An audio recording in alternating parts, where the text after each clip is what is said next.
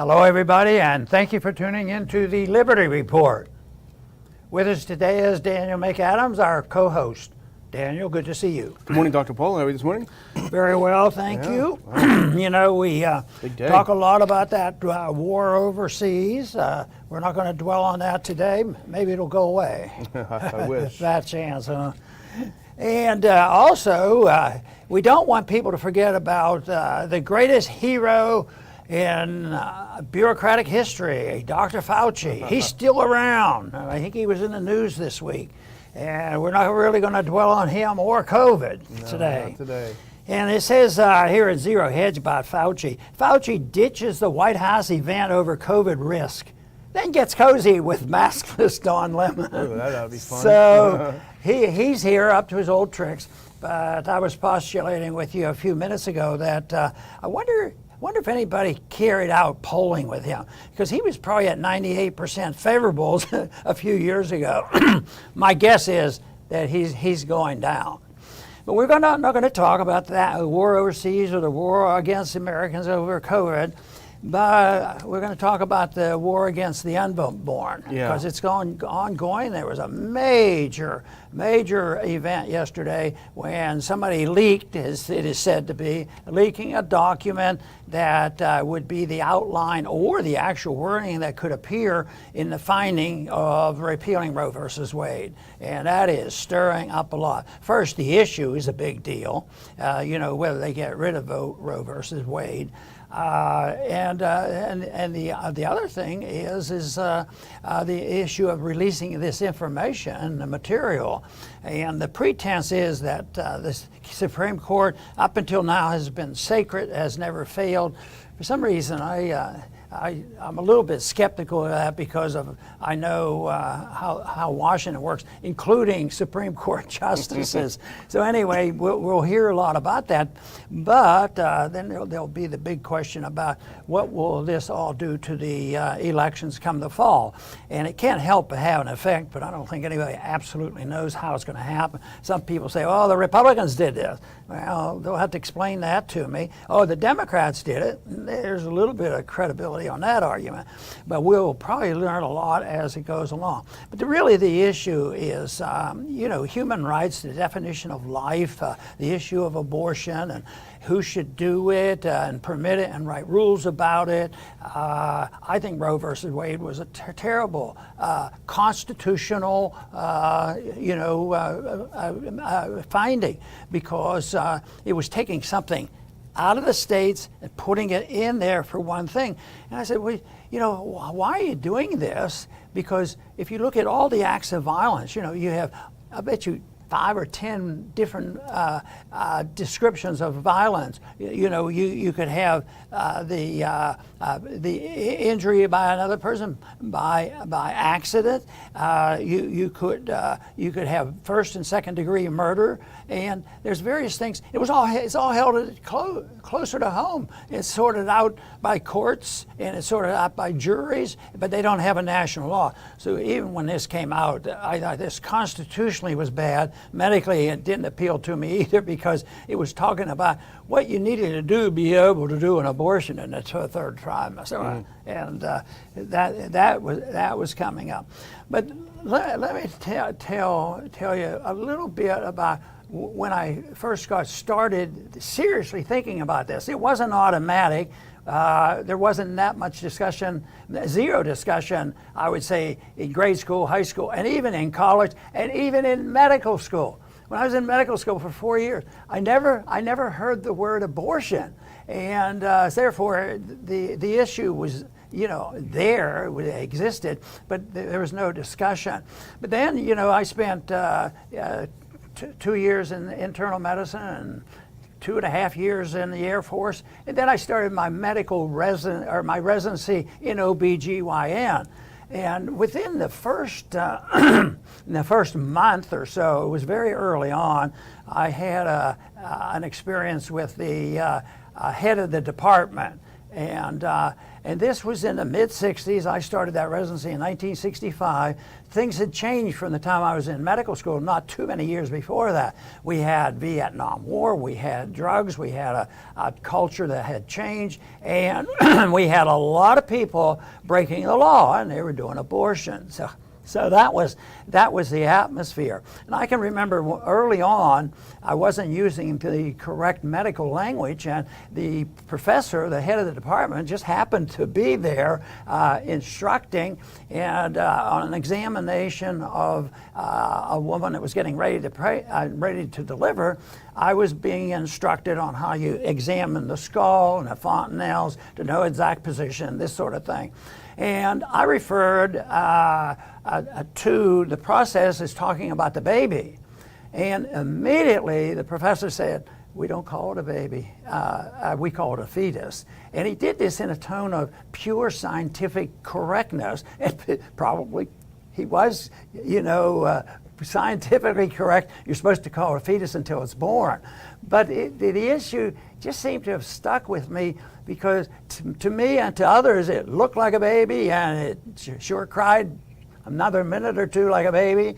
But it was almost like it had to be different because he was also, that professor was also leading the charge at the University of Pittsburgh in doing illegal abortions. They were against the law, but they were done. And in my little booklet on abortion, I talk about the impression it made on me to walk into a room almost by accident and watching them doing a late abortion. And that's when I really started to think about that and had further conversations with the department chairman. But the issue today is not only of abortion, because you can't escape it.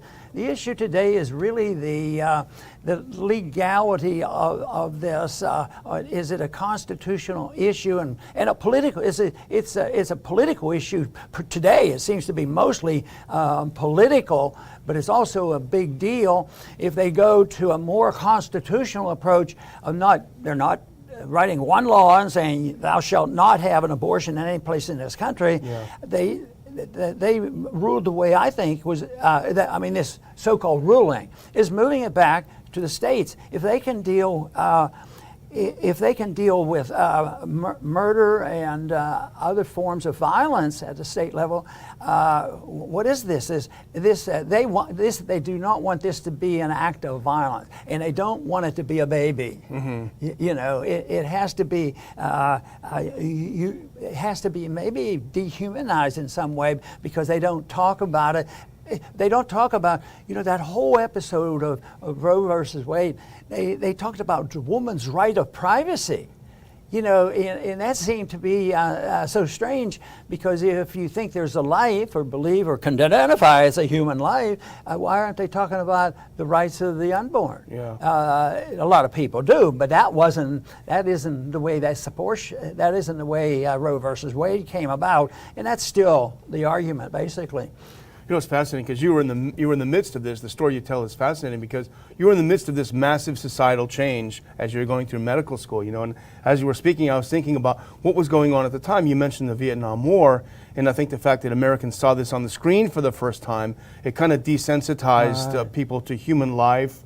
And then you have the change in terminology, baby, not fetus, not baby, so dehumanizing this. And I wonder not to oversimplify it, but you always talk about how there's a change in society's morality first, and then the government and the laws follow. So it almost seems like a perfect fit for your philosophy there. Yeah, and now the big discussion, and the Supreme Court has already responded in trying to soften the confusion that has come, and they're trying to sort it out, catch the guy who did this, or a guy or a woman. Or gal, no, I have to watch what pronoun am I supposed to it. Yeah. So, but they're going to be looking, and I sort of suspect that the Supreme Court has not been exactly sacred in protecting privacy and secrets of their own court, but I don't think anything like this has happened before, and it looks like maybe a few people anticipated this and knew it was coming. Yeah, the speculation is because this was a draft, It wasn't a final decision. The speculation is that one of the staffers, because it's apparently, according to the draft, a 5-4 decision, one of the 16 clerks, because you each get 4, from the dissenting, from the minority view, one of those persons, one of these 16, may have leaked it to the media, to Politico in this case, and that set off this chain of events. But the other speculation that's really interesting is the fact that there seemed to be a very, very well-organized, spontaneous demonstration last night. The police came and they put barricades around the Supreme Court building. It felt like January 6th all over again, and the people showed up with pre-made signs. And in fact, let's run that first video clip if we can, just 20 seconds of that, because this shows you what happened within hours of this leak coming out. It's pretty fascinating. If you can full screen that in.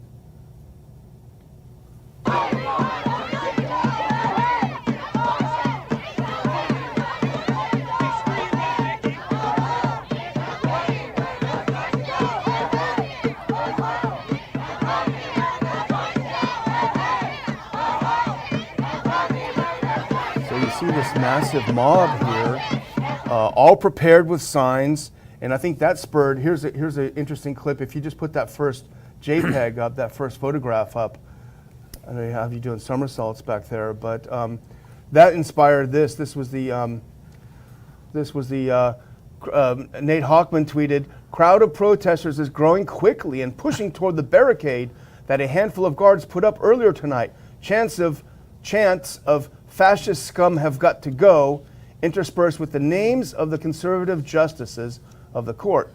And this is a journalist from the Arizona newspaper. He commented, "Seems insurrection-y," which is a funny word, but it is very fascinating how this has worked out, and the fact that it does look like an insurrectionist mob. And some people now are trying to figure out who's going to benefit the most. Excuse me. The Republicans or the Democrats are doing this, but you know, it could be that it may fizzle. Maybe there'll be a ruling, and it won't be quite as big as they think.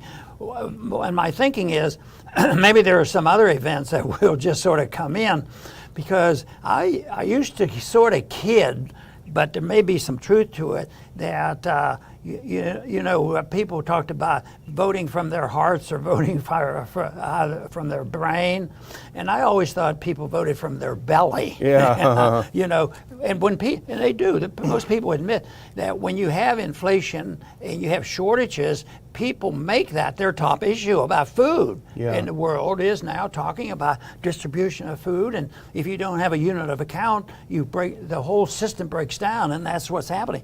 And that could be a big thing, and this might be, you know, in 3 months be pushed aside. They read the ruling or whatever.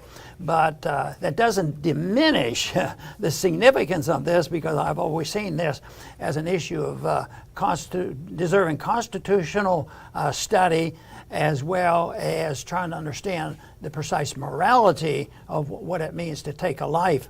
And it's an issue that I dealt with as a libertarian, because when I ran as a libertarian, there were some pro-life, but that wasn't the popular opinion. Matter of fact, they had something in their platform that I sort of made fun of. They said, well, after 20 weeks, there was going to be a difference. I said, there's not that much difference between 19 and 21. I can't even tell the difference, you know. So you can't draw these lines like that. So this is something that they will do. They will do it and keep watching it. But I think that the people will you know, continue to make this a big issue, and it is. But the question is how are people going to approach it? Because I think the approach and that atmosphere that you reiterated in the 60s was different. But we've changed, but we haven't exactly changed for the better in some quarters. I mean, when you think of the conflict going on in our society today. Yeah. Well, you know, the libertarian idea is to renounce violence, renounce the use of force. You mentioned before the show that in your personal experience with this issue, the actual violence helped convince you of the issue. Yeah, it was, because I saw the results of it. The room that I walked into, accidentally, there was a fetus, baby, even according to them, was probably a couple pounds. But the whole thing is, everybody pretended it wasn't there, sitting in a bucket trying to whimper and gasping for air. But they pretended that it didn't exist. But the other thing that I find fascinating to think about is this infant that we're talking about. Does it have rights? We know it's alive, and we know it's human. But the idea that there's a contest going on here, that the fetus baby has no rights. Nobody, really speaks for the baby in a legal sense, and they just made it legal that it would be determined. And the one thing is, because of the experience I've had with people who have had a tough time with this, I have a lot of empathy for some circumstances. You just think of all the conditions, abortion on demand for social reasons. That's a little bit different, and actually the reason most abortions are carried out.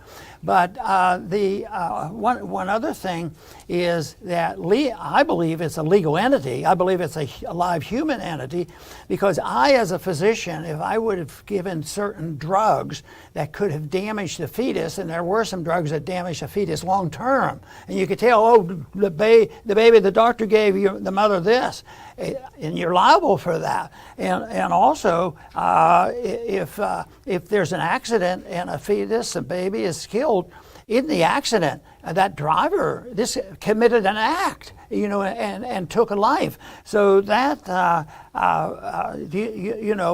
be very realistic. And the other thing is I've seen the defense of people saying, do you know that inheritance rights are determined at the time of conception?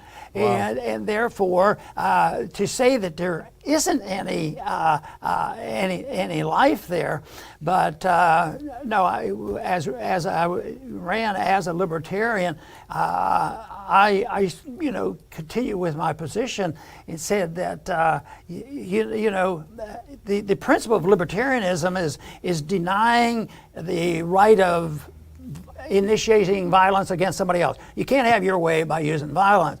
But I said, see, it sounds to me, I've been there. Yeah. I saw this happening, and it looked pretty violent to me. And, I think the number declare themselves libertarian now are more likely to at least consider that.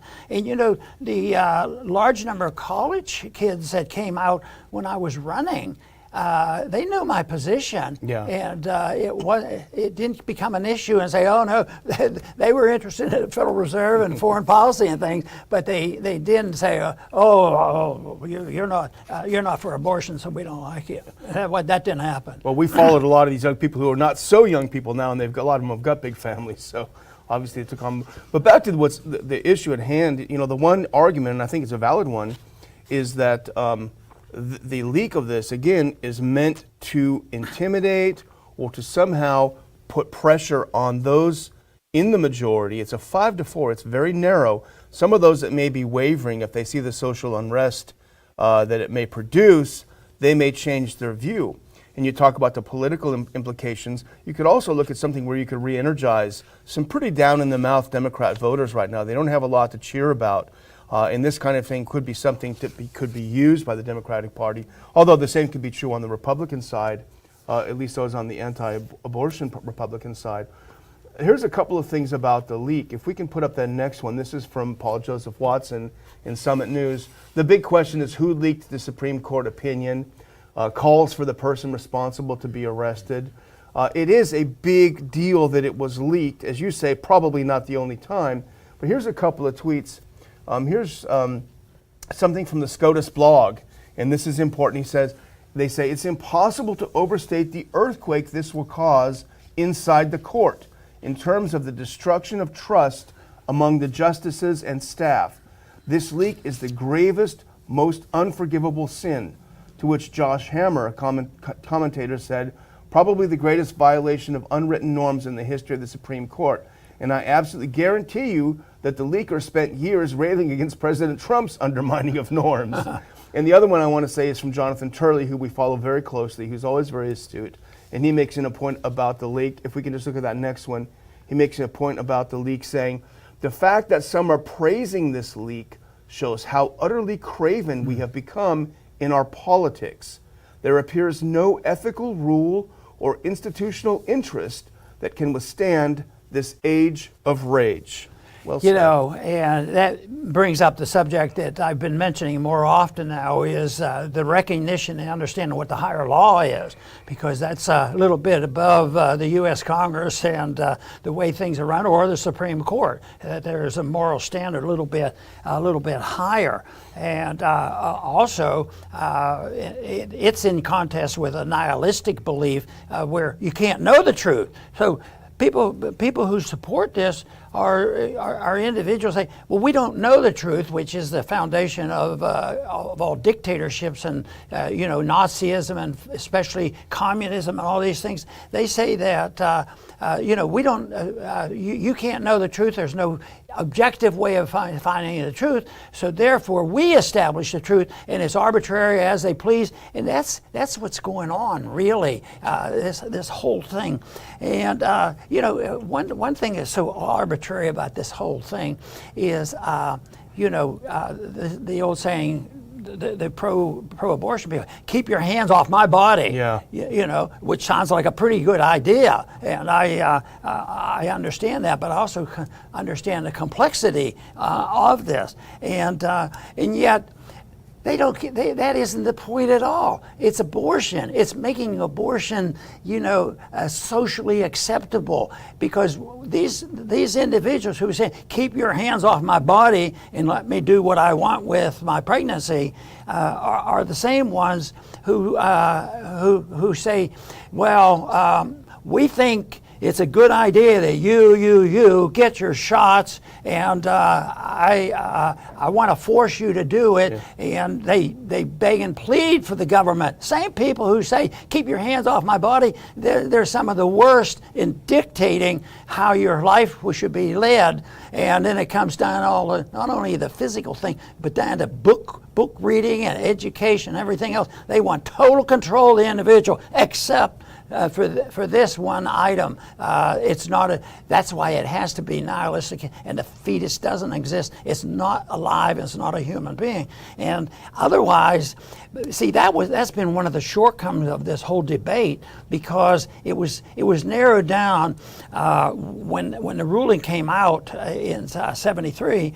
It was it still said. Although they mentioned other things, it was still said it was doing it for me because the Constitution guaranteed the privacy of the woman. Well, privacy, I think, is a very good idea. We're fighting for it all the time. Yeah. But that particular word or that possession didn't exist. The other thing that puts us up against the wall on all of this is that the people who are nihilistic and don't have guidance, they say that the Constitution was written that if it's not prohibited, we can do it. Yeah. Instead of saying, what does the Constitution permit? Article 1, Section 8 is a good lead. What does the Constitution permit to Congress and thus the President and everybody else? What can they do? But they turn it on its head, which means they can do anything they want, because there's not a precise, definite prohibition against it. That's why I think eventually, if we want a better society, it's going to be individual morality that will make the difference. And but we should do our best we can to get those people who are in charge of the laws to try to understand that to us, at least to some degree. You make a good point that they had to make the argument, it's not alive, it's not human, therefore you can just get rid of this problem. Ironically, this is where the actual science has stepped in, and I think that's changed a lot of people's views about abortion, and that's things like the 4D imaging. And in fact, put up that next clip, and this is just an example of 4D imaging that's available. This is a company that provides this service, and they're advertising how amazing the detail is. This is a 9-week-old fetus using a 4D ultrasound equipment. Very, very obviously, the argument that it's not alive and not human is very heavily undermined, even at 9 weeks, with this incredible imaging. Interesting that I think is starting to drive has been driving the change in views? And you know, Bernard Nathanson was an atheist, born into a Jewish home, and he was the chief abortionist in the 60s. He had a clinic where they did thousands of abortions, and he finally became pro-life. He converted to Catholicism, became pro-life, and it was exactly what you looked there. That's what converted him. It was the ultrasound. Wow. So, you know, I had an ultrasound in my office, and I would, you know, if they were having a problem, I said, would you like to get an ultrasound? And I said, oh yeah, okay. And it makes a difference if because you can see the heart beating and all this. And then it becomes it still is a tough call for some people, and you can understand it. But the toughest thing is what if you have a 15-year-old that's pregnant, terrified, hasn't told anybody, and then she delivers and doesn't know what to do, and she knows that so many people, they get abortions all the time. The moral standard had already been set, but if she does something, then they pretend she's a criminal. Yeah. You know, and it's a deeply moral issue, and it's a scientific issue, and that is something that didn't happen. It didn't happen before I went to medical school. Yeah. You know, it really, well, the problem was always there. Abortion is known throughout history, but now technology moved it along, and they started doing more. But now you're suggesting, which is a good suggestion, that technology, in a way, that's probably what I was doing by saying, would you like to have an ultrasound? You know, they look at it, and I had one patient once that was, you know, interested, and I said, well, we don't do that here. And she went off to another town, and they did an ultrasound, and she had twins on the ultrasound, and she canceled. So I thought, well, that's great, yeah. But there was something emotionally that was just too much for her, you know, to think that she has twins there. And so it's a very emotional, legal, and political thing that doesn't exist very often to be so complex. But I still believe in the principle of a higher law. Most people know right and wrong, and yet there's a lot of people who become nihilistic, and then they psychologically can adapt, because there were some people in that Congress had no guilt. they had no guilt about what they were doing. No matter how many people that the right to abortion and what's going on overseas, and all the appropriations for the killing to the tens of thousands, you know. So that's a mixed bag that needs sorting out. And I'm going to finish off by just making a statement saying that, you know, ultimately the laws, we deal with them, we try to make them conform to the Constitution and for a moral basis. But ultimately, you know, the politicians aren't going to solve this. It will be a moral issue.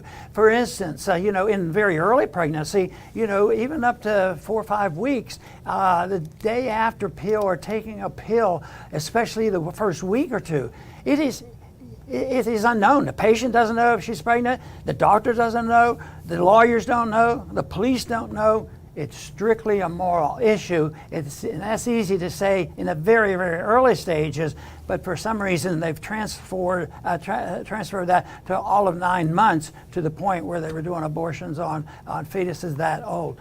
But it is going to be an individual moral issue, and the government's legal system will reflect the the moral attitude of the people, and that makes a difference.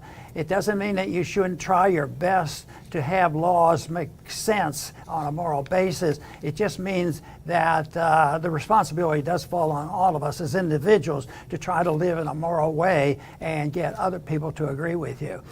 And do you have a? And I want to thank everybody for tuning in today. This program was a little bit different than others, but it is a big issue. It's something that it's the only booklet I've written in a sense twice. I wrote it one time, a long time ago. It was very, very small, and then I thought I have some more other statements to make about it, so I rewrote it and expanded a little bit. But anyway, I want to thank you for tuning in today to the Liberty Report. Please come back soon.